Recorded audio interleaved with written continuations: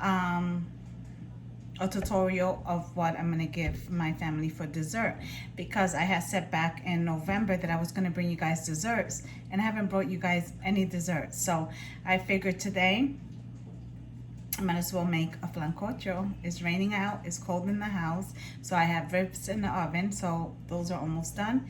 So just to keep the house warm, I'm going to make a flancocho. So I am going to do an easy recipe for flancocho. So basically what you're going to need, box cake. Let me show you, hold on. Okay, so we're going to be using box cake. I already done this step. So what I did was I followed the instructions just like it is on the back of the box, but I always like to add an extra egg just to hold it together. That's just me. Some people may not do it that way, but that's the way that I do it. So this is the cake batter.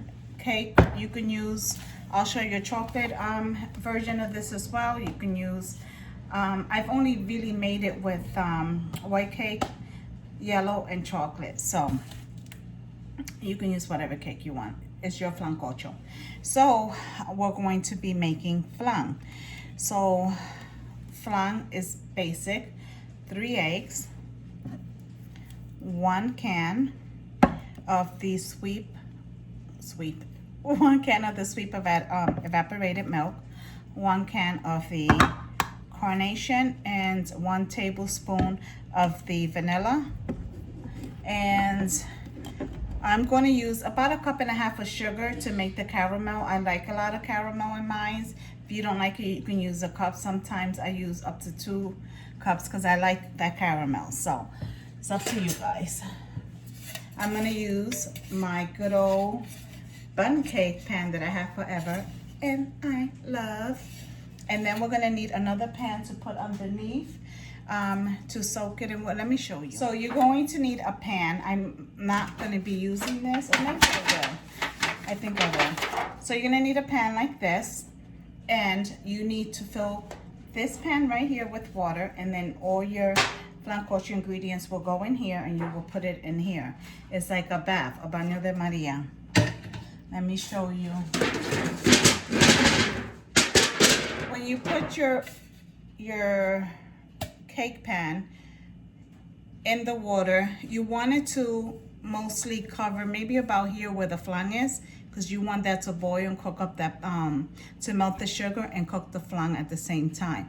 The heat will be the oven will be cooking your cake, but you want that water down here so you can cook, keep your caramel melted and cook your custard. So that's why we're putting it in the hot water bath, baño de Maria, okay, so that you know. Okay, so I'm going to grab the sugar and I'm going to bring you guys over to the stove, and we're going to start with the caramel first. All right, guys, so we're going to add 1 cup of sugar, and you want to make sure, I'm going to add 1/2 cup more, but you want to make sure that your sugar doesn't burn, because if it burns, you have to throw it out. It'll be horrible. Also, make sure you don't stick your finger or anything in it, because it will burn the living skin off of you. So when it comes to the sugar, I've learned not to rush it. Let it do its thing. So it's on a medium to high heat right now. Okay, so 1/2 cup. So it's 1.5 cups of sugar. We'll let it start melting on its own. Once I usually see like the sugar melting on the side is when I come in and start flipping the sugar so they can all start melting together. So we'll be back.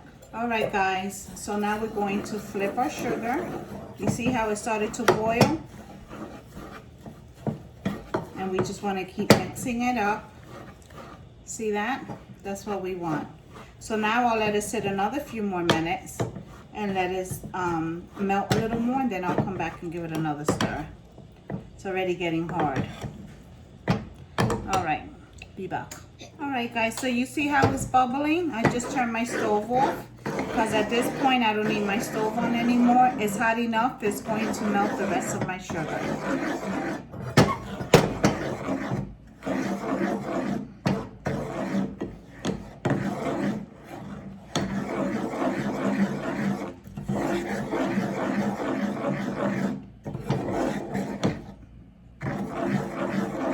is all melted already, and my stove is off. So once you see that your sugar has gotten hot enough, and you turn your stove off, it should melt whatever else is left in the pot.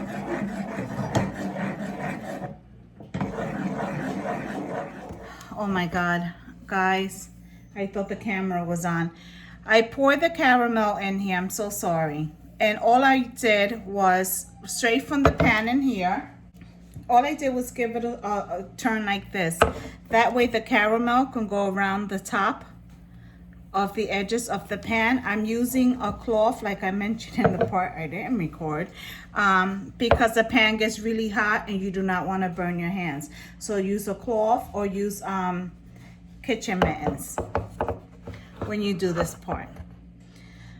Okay, so now what we're going to do is we're going to put this on the side and we're going to start working on the flan part. All right, my loves, so this part you can do it in a blender, and you guys know I don't have a blender because it broke, and I didn't feel like digging out my NutriBullet, which I normally use it as a blender. So we're gonna do this the old-fashioned way.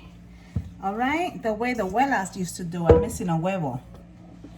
Dale huevo. Okay, so I have 3 eggs.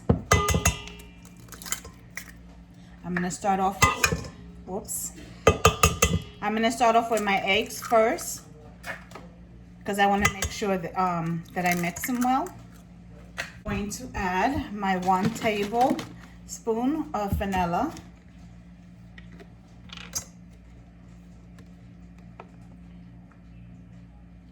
It's been raining all day, guys, all day.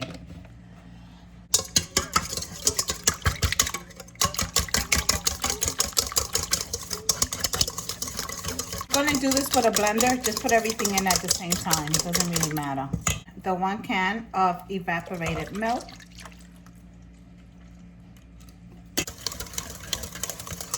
I'm gonna get the 1 can of sweet condensed milk.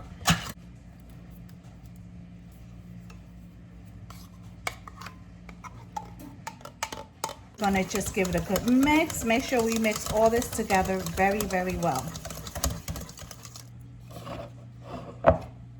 All right, guys, so this is the caramel. Now we're going to add the flan mixture first, okay? You'll hear it cracking, but it's okay. To this, we're going to add the cake mix. So we're going to pour it right into the flan, like so.